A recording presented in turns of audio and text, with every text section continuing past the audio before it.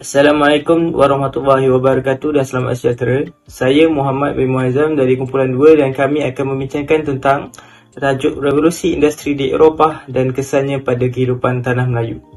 Revolusi industri di Eropah bermula dari abad ke-18 hingga ke awal abad ke-19. Antara perubahan besar yang berlaku pada zaman revolusi industri ini adalah peralihan sektor ekonomi yang berasaskan pertanian kepada ekonomi yang didominasi oleh mesin dan inovasi teknologi.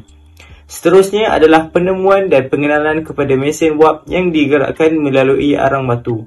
Dan akhir sekali adalah pembukaan bandar-bandar perindustrian yang baru dan pembukaan kilang secara besar-besaran. Revolusi industri ini telah bermula di negara Britain dan beransur-ansur menyebar ke Eropah dan Amerika Syarikat. Revolusi industri ini juga mula memberi kesan kepada tanah Melayu apabila negara-negara Eropah mula datang ke tanah Melayu melalui perdagangan dan apabila mereka menjajah tanah Melayu. Antara faktor yang menyumbang kepada industri adalah semangat inquiry dan perubahan sosio-ekonomi. Jika kita melihat pada semangat inquiry, pengenalan ilmu berkaitan mesin dan teknologi, banyak idea dan penghasilan mesin di penghujung era pemerintahan kerja di Eropah. Kesannya, wujudlah mesin Watt dan Matthew Boulton dan juga mesin teknologi Hargreaves yang juga dikenali sebagai spinning jenny. Kemudian, terdapat faktor perubahan sosio-ekonomi. Peningkatan bilangan kanak-kanak yang dilahirkan yang memudahkan guna tenaga yang lebih besar. Disebabkan kanak-kanak boleh dibayar dengan lebih sedikit, dia cenderung untuk mengorganisasi kesatuan pekerja dan anak-anak yang bekerja tidak dapat bersekolah. Ini akan mewujudkan satu lingkaran kemiskinan yang sukar diatasi. Kedua, penduduk yang bekerja di industri kecil terpaksa bekerja di kilang-kilang yang baru dibina. Hal ini akan menyebabkan banyak pekerja yang terpaksa bekerja berjam-jam dengan gaji yang rendah. Itu terdapat terusan dibina di sungai-sungai Britain pada tahun 1760 hingga ke 1800. Hal ini dapat mempermudahkan perjalanan laut bagi pedagang antarabangsa berlabuh dan perdagangan pantai bagi memindahkan barang berat ke pelabuhan. Kereta api juga dibina untuk membolehkan perdagangan dan pengangkutan barangan yang lebih cekap. Seterusnya, kesan revolusi perindustrian di tanah Melayu dari sudut politik. Yang pertama, sistem pentadbiran diambil alih oleh penasihat orang Barat. Hal ini kerana mereka menganggap zaman peribumi kita lebih mundur dan mereka lebih maju. Dan mereka menganggap mereka bertanggungjawab untuk memajukan tanah Melayu dan terhasillah slogan beban orang putih.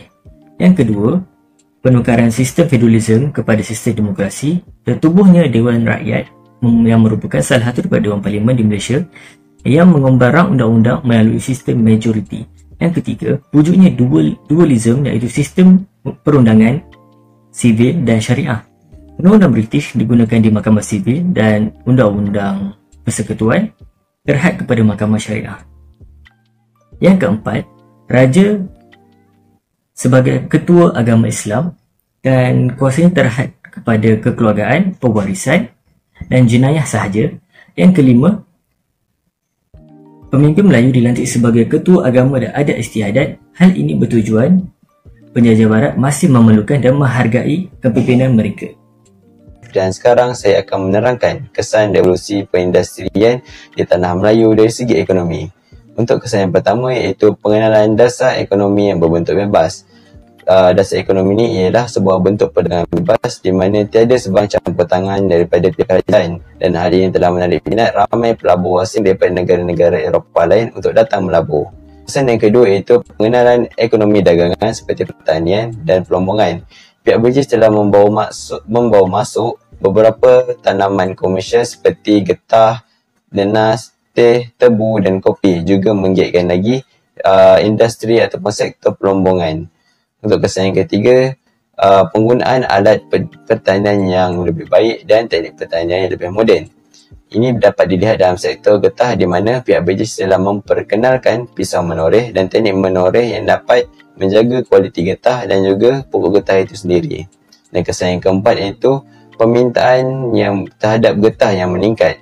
Hal ini kerana berlakunya revolusi pengangkutan di Eropah yang memerlukan getah sebagai bahan mentah untuk menghasilkan tayar bagi kenderaan motorkar.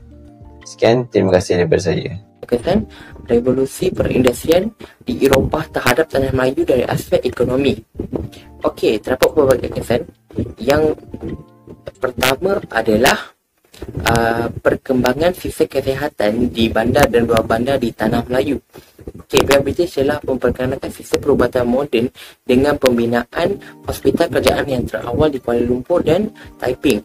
Okey, kesan yang seterusnya adalah kesan dari segi aspek pengangkutan di mana landasan kereta api telah dibina. Landasan kereta api dibina untuk memudahkan pengambilan dan pengangkutan biji timah dan getah dalam kuantiti yang besar ke pelabuhan, iaitu di Port Red, Taiping.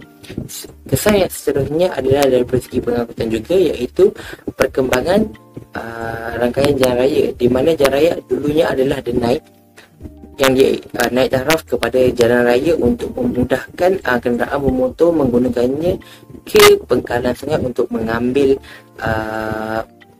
biji timah dan getah. Okey, kesan seterusnya adalah dari segi komunikasi, yang di mana British telah memperkenalkan sistem komunikasi yang moden, iaitu pos, telegraf dan telefon untuk memudahkan pihak British berhubung antara satu sama lain.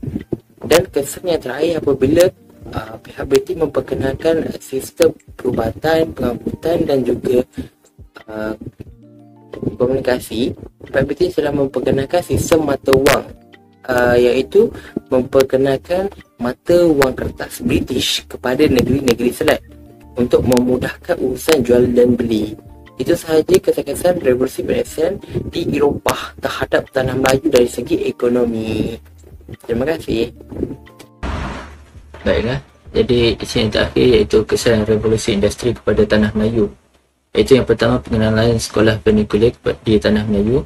Setakat tahun 2021, terdapat tahun lebih daripada 1,800 sekolah vernacular di Malaysia dan lebih 1,5 juta pelajar yang mendaftar dalam sekolah tersebut dari berbagai latar belakang kaum.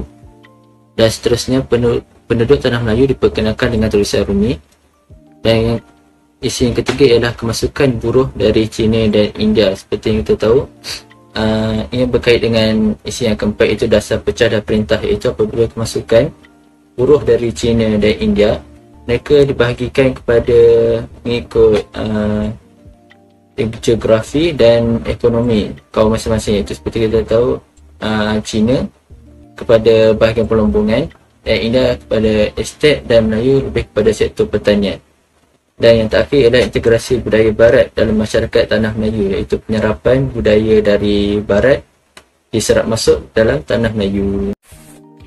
Kesimpulannya, dapat dilihat bahawa revolusi perindustrian di Eropah telah menjadi perintis perkembangan ekonomi dunia pada masa kini.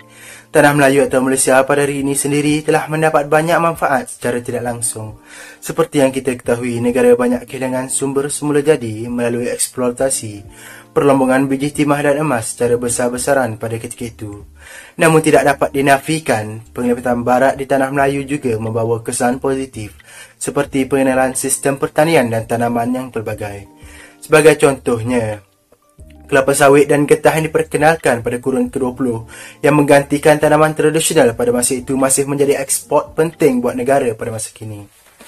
Kita juga perlu mencontohi kehidupan masyarakat pada masa tersebut yang mampu beradaptasi dan berinovasi dari semasa ke semasa, menaik taraf sistem serta peralatan yang masih membawa manfaat sehingga ke hari ini. Sebagai rakyat negara ketiga, kita haruslah sentiasa peka terhadap perubahan ekonomi dunia dan meningkatkan mutu kemahiran individu agar negara dapat bersaing di peringkat antarabangsa selari dengan pengenalan revolusi industri 4.0 di seluruh dunia pada hari ini.